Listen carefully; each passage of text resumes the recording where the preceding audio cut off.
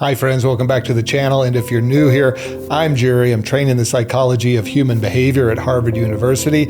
And today in this video, I'm going to share with you how to stop ruminating. So if you clicked on this video because you're trying to figure out how to break that loop of constantly overthinking, or you feel stuck inside your head and you can't seem to turn the switch off about your past mistakes or the fears of the future or what you should have said or shouldn't have said in that conversation, then this video is for you and you are in the right place, because today I'm going to be sharing with you 4 tips that can help you stop ruminating. Not next week, not next month, but you can actually start today to break that cycle. And I also want to encourage you to stick around till the end, because at the end of this video, I'm going to be sharing a bonus tip with you that can help you shift your energy towards yourself when you find yourself getting stuck in rumination. So make sure you stick around till the end.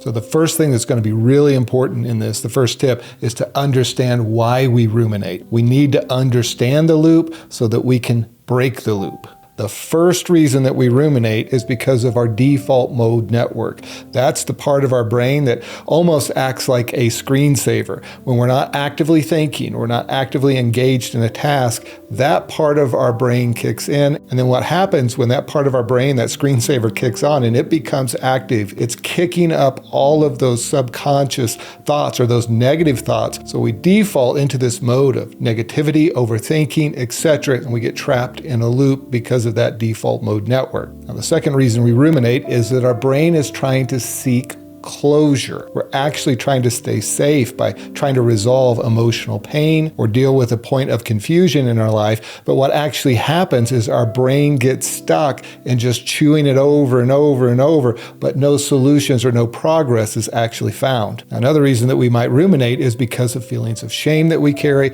or because we have a negative self-view. When we feel like we're not good enough or that we always mess up, our brain is going to ruminate on our mistakes to try to confirm that belief, to try to reinforce those feelings that we have. Now, another thing that can trigger it is social rejection, because this is a survival instinct for us. When we are rejected socially, it's an evolutionary thing that we have to try to figure out what we did wrong and what we should do the next time. But the challenge is, when we're ruminating, we're not actually solving problems. We're just replaying that scenario. That can cause us to have more anxiety socially, etc. And so it's not good for us. But once again, it can be triggered by negative social interactions.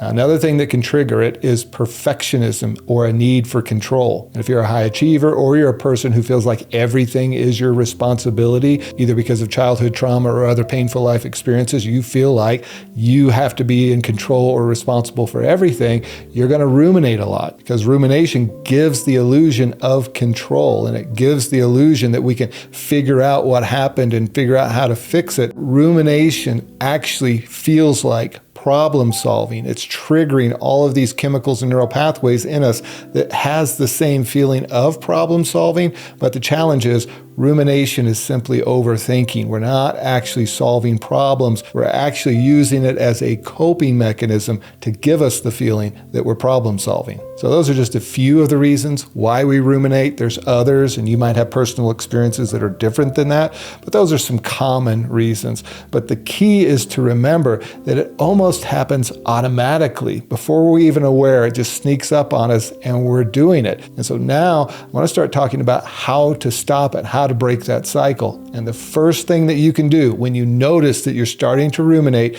is to break that cycle, break that state by resetting your nervous system. Because here's the trap that we find ourselves in with rumination. We can't think our way out of rumination. Rumination's a thinking problem. And to paraphrase Einstein, who said, you cannot solve your problems with the same thinking that created those problems. And so we can't think our way out of it. We have to feel our way out of rumination. And why is this? It's because the brain, when it's ruminating, what's happening is we're in that low-grade sense of a threat. Our systems are scanning for danger, replaying mistakes, fearing about the future. And we're trying to find some sense of certainty, or we're trying to find some sense of resolution. But what's going to happen is we're going to stay in that cycle, and we won't even take action because we get so trapped in overthinking. So to disrupt that loop, we actually need a pattern disruption. And the easiest way for that to happen, the quickest way for that to happen, is to get our body into a different state. So here's some really quick ways to shift from your head and into your body to break that loop. Number one, cold water. And you can do this either by a cold shower, or you can simply put cold water on your face. When you put really cold water on your face, what's happening is you're activating your mammalian dive reflex when your body starts to respond to that shock. And what that's going to do is it's going to start to shift you out of that sympathetic arousal that rumination has got you stuck in. Now, another way to move out of the head into the body is some intense physical movement. This can be 30 seconds of push-ups or jumping jacks or going for a quick brisk walk around the neighborhood. All of that shifts the blood flow, right, to the rest of our body, and it starts to calm down that default mode network and put us into a more relaxed and calm state. Now, another thing that helps break that loop is what is known as a verbal pattern interrupt. And what this is where you literally say something out loud like, "This is not helpful."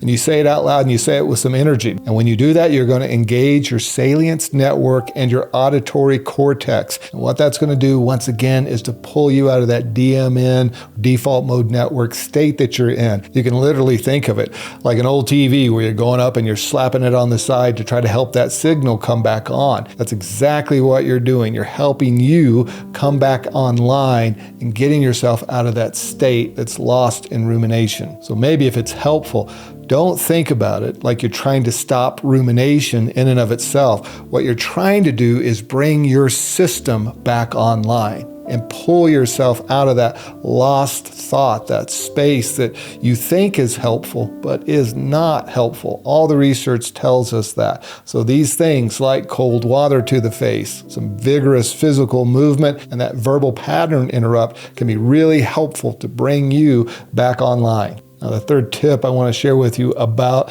getting out of rumination is to name it so that you can tame it. What we're going to do here is a process known as affect labeling. It's a really powerful tool because what you're doing is you're literally naming what you're experiencing. The study that was done in 2024 found that labeling a feeling before trying to change it significantly improved emotional regulation and outcomes around what was trying to be changed.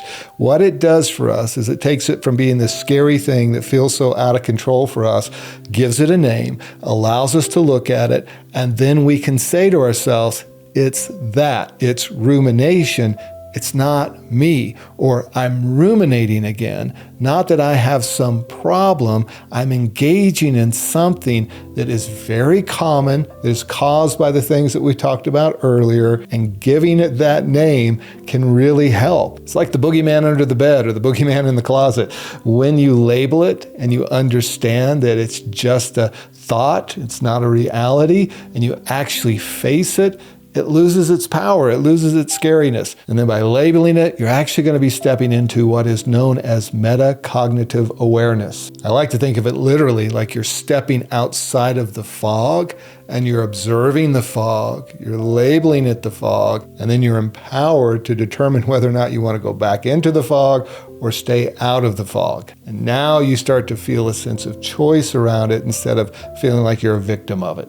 Now, if you need help in your journey of breaking that pattern of rumination and developing a growth mindset and begin creating a life that you love, I want to encourage you to check out my one-on-one coaching program called Personal Mastery. For more information about the program, you can simply see the description section in this video. You'll find a link there where you can set up a free strategy call where we can connect and see if working together is the right fit. And I'm really looking forward to connecting with you, learning more about your goals, and most importantly, learning more about you. Now, if you're enjoying the content of this video, take a moment and hit that subscribe button. And if you think other people could benefit from this video, give it a thumbs up because that's going to help it get more reach and help people understand how they can break the pattern of rumination. And I really do just want to let you know that I'm grateful that you're here and I'm grateful that you're a part of this community. Now, the fourth tip I want to give you in overcoming rumination is to redirect that thought energy. You see, this is where a lot of people fall short. They just try to shut that part off to stop ruminating, and then they don't fill it with anything else.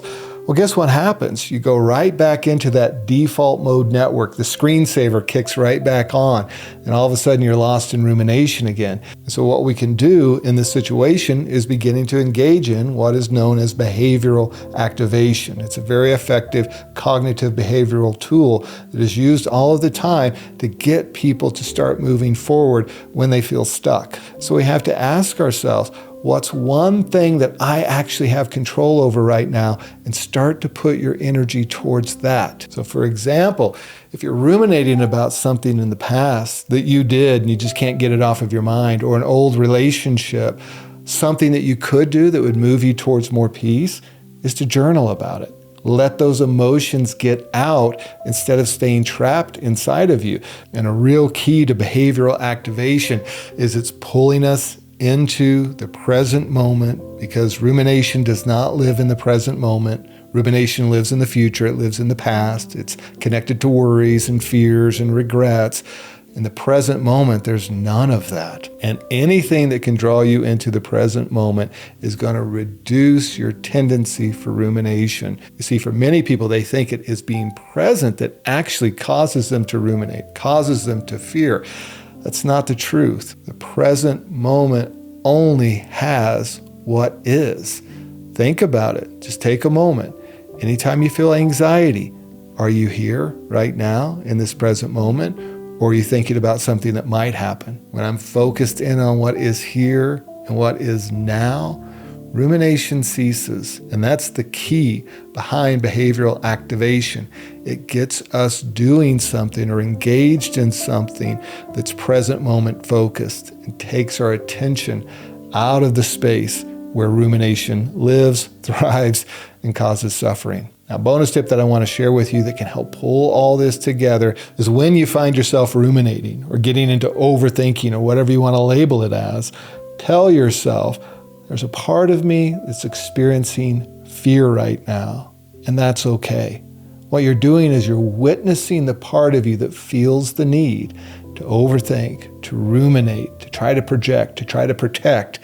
And as you see that part of yourself and you meet it with compassion instead of judgment and beating yourself up as to why you can't stop ruminating, and you can see it as a part of you, but not the whole of you. And then what that does is it creates a gentle separation between you and the part of you that's ruminating. And as a result, you're a lot more likely to break that pattern and get out of that rut of rumination. And speaking of ruts, if you feel like you're in a rut right now in your life, you feel stuck and you just can't figure out how to get out of it, I want to encourage you to check out this video right here. It has 5 proven steps that can help you get out of a rut and get unstuck. And I'll see you in the next video.